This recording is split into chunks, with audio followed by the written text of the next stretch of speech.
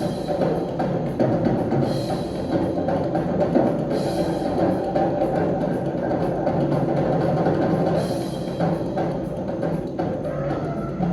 slow down.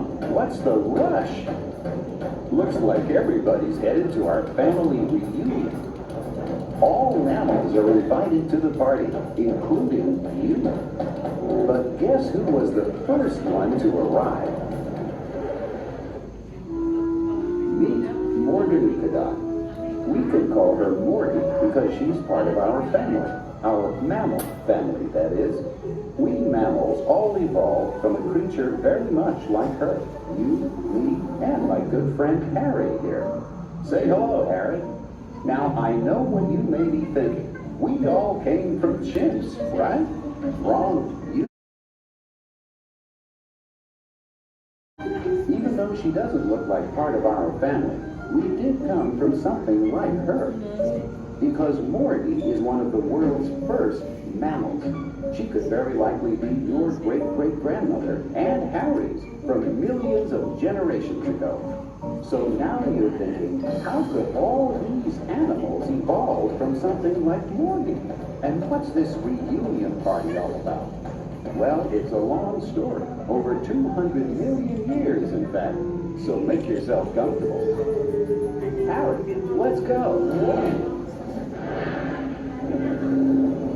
We're going back in time, back to when the story of our family begins. Here we are. It begins during a time when an astonishing assortment of early dinosaurs and other creatures ruled the earth. As these bizarre animals roamed around looking for food, a small, furry mammal scurried about underfoot. Here she is, Great-Grandma Morgy, only 4 inches long. During the day, she hid from the animals that hunted her. Then, at night, while cold-blooded predators rested, warm-blooded Morgy scampered around looking for her dinner. A dragonfly for dinner. Tasty. As millions of years passed, some dinosaurs evolved to become bigger and a lot scarier. Many generations after Morgy, mammals continued to evolve but remained small. The dinosaurs towered over our mammal family for a long time, until those dinosaurs had a really bad day. Most scientists believe that one day, about 65 million years ago, an enormous meteorite slammed into the Earth at 25,000 miles per hour. Dust and smoke from the explosion shrouded much of the planet in darkness, causing wild fluctuations in the climate. 70% of the world's animals died, including the mighty dinosaurs. But not our family. No. We mammals survived. Probably because we were small and warm-blooded and could ride out the climate changes. In fact, the meteorite was just the lucky break we needed. Without the dinosaurs around, our mammal family could finally leave their hiding places. There was a whole world out there for us to fill. Over the next 65 million years, the descendants of Morgy and her kin were free to evolve into a fascinating variety of larger, more complex species. Many appeared, then died out.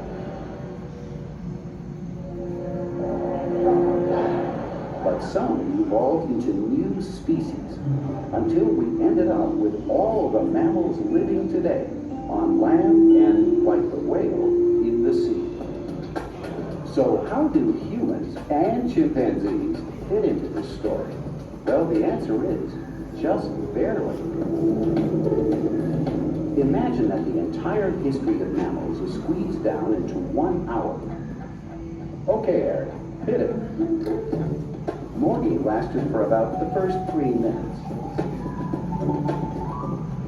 Her next of kin scuttled about in obscurity for the next 40 minutes, until that meteorite arrived.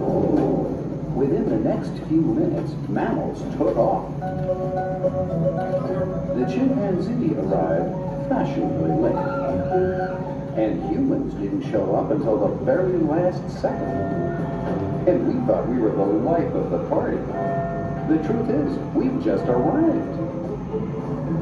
So how did mammals get all the way from Morgy to Harry and us? Good question. Harry? While Harry takes us back in time again, I'll let you in on a little family secret. Everything on Earth is continually changing, including the Earth itself. Since Morgy's time, the Earth has undergone many mind-boggling transformations. And as the Earth changed, so did life. To survive, mammals have to adapt to their new environments. And that takes time, genes, and a little luck. Consider bear. He descended from brown bears. Now, brown fur happens to work quite well as camouflage in the forest. But then, about 150,000 years ago, some brown bears got stranded near Alaska, possibly by a glacier. When it came to hunting seals, whoops, they stood out like sore thumbs. It was easy for the seals to spot them and escape. From time to time, however, a bear was born by chance with lighter fur. He blended in better, making him a more successful hunter. Better hunters were more likely to survive and pass along their genes to their children. So over many generations, the bears that survived became lighter and lighter and lighter until, voila, a brand new species, the polar bear. That is how mammals evolve. Fail to adapt to new environments and your species dies out, becomes extinct. Life is constantly changing and evolving. Always has, always will. Well, what's that, Harry? Harry's saying, who wants to go to a reunion party if everybody's invited? Truth be told, everybody isn't invited. In fact, you need 3 forms of ID to get in. The 3 things that set us mammals apart from all other life. 1, hair. We mammals all have some hair on our bodies. 2, we all have special middle ear bones for super sensitive hearing. And 3, every one of us has a mom who can make milk. That narrows it down to a very select guest list because not everybody has the 3 IDs. Think of all living creatures connected on one tree of life. Mammals take up only a single branch of this tree. Fish are over here on this branch, but they're not invited. They don't have hair. Sorry. Neither are amphibians and reptiles over here. No special ear bones. Birds? Nope. Their moms don't produce milk. Which leaves only mammals. So if you are a mammal, you're invited to Morgy's incredible family reunion. Let's go, Harry.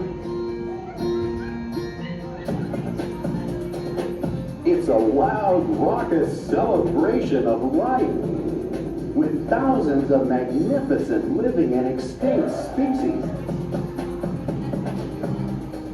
We all belong to a family that is constantly changing and adapting. And you and I and Harry are part of it, because we're all related. Which makes me wonder, if we've evolved this far from mammals like Morgy, what new mammals will Morgy find at her next reunion?